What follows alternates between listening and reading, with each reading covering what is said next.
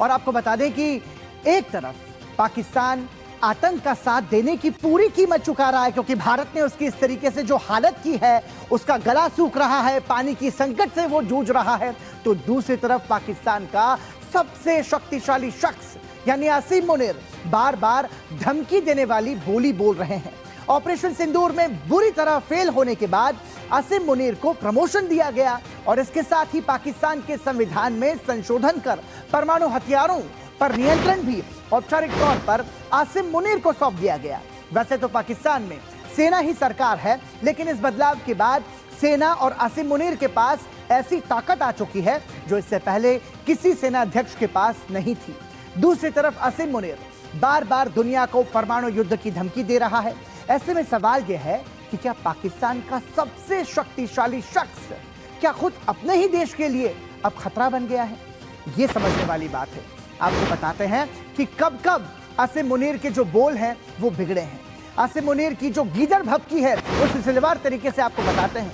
अगस्त 2025 में आसिम मुनीर कहते हैं कि पाकिस्तान को भविष्य में युद्ध के अस्तित्व के खतरे का सामना करना पड़ा तो वो आधी दुनिया को अपने साथ ले डूबेंगे, ये कहा था उन्होंने। अक्टूबर 2025 में वो कहते हैं कि किसी भी उकसावे के जवाब में पाकिस्तान एक निर्णयात्मक और निर्णायक प्रतिक्रिया देगा। दिसंबर 2025 में आसिम मुनीर कहते हैं कि सिंधु नदी पर डैम बनने का इंतजार करेंगे, फिर मिसाइल से बांध को तबाह कर देंगे। और मई 2026 में वो कहते हैं कि भविष्य में किसी भी युद्ध का प्रभाव सीमित नहीं रहेगा। मतलब बार बार भारत को आंखें दिखाने की जरूरत यहां पर आसिम मुनीर करते हैं और ये तमाम सारी उनकी जो खोखली धमकियां भारत को दी जाती हैं, ये भारत के लिए भी यहां पर वो भारत जानता है कि उसको किस तरीके से पाकिस्तान के साथ डील करना है।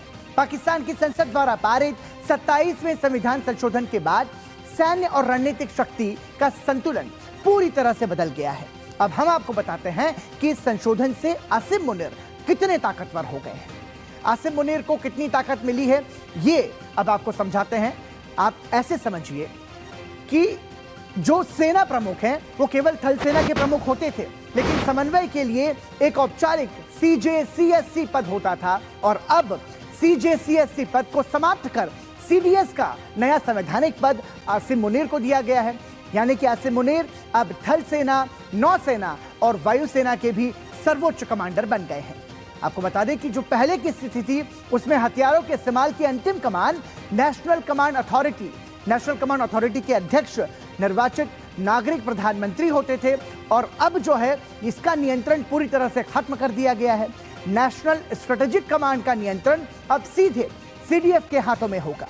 और पहले की बात करें तो पहले सेना प्रमुख देश के कानून और न्यायपालिका के दायरे में आते थे, लेकिन अब आसिम मुनीर को आजीवन आपराधिक और दीवानी मुकदमों से जो कानूनी सुरक्षा है वो मिलेगी। इसके साथ ही पहले जो है सेना प्रमुख जो है उनको पद से हटाने का अधिकार था।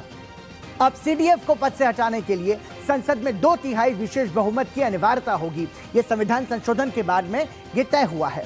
इसके साथ ही सेना प्रमुख का कार्यकाल सामान्यतः 3 साल का विस्तार जो है उसका नियम था, लेकिन अक्सर अदालतों में इससे चुनौती दी जा सकती थी।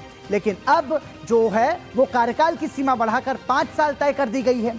जीवन भर यूनिफॉर्म में रहने वाले फील्ड मार्शल बन चुके हैं आसिम मुनीर। तो इस तरीके से आसिम मुनीर की ताकत तो बढ़ गई है, लेकिन जो उनकी तमाम सारी खोखली धमकी भारत को वो जो देते थे, तो भारत को पता है कि कब और किस तरीके से पाकिस्तान का मुंह, गला और पानी बंद करना है। क्योंकि भारत ने लगातार जब पाकिस्तान ने भारत को आंख दिखाई है, भारत ने और हमारी सेना ने पाकिस्तान को इसका मुंह तोड़ जवाब दिया है और यही भारत की सैन्य शक्ति है। इसी के साथ नेशन टू नेशन में आज के लिए इतना ही। हमें और हमारी पूरी टीम को दीजिए अनुमति। नमस्कार।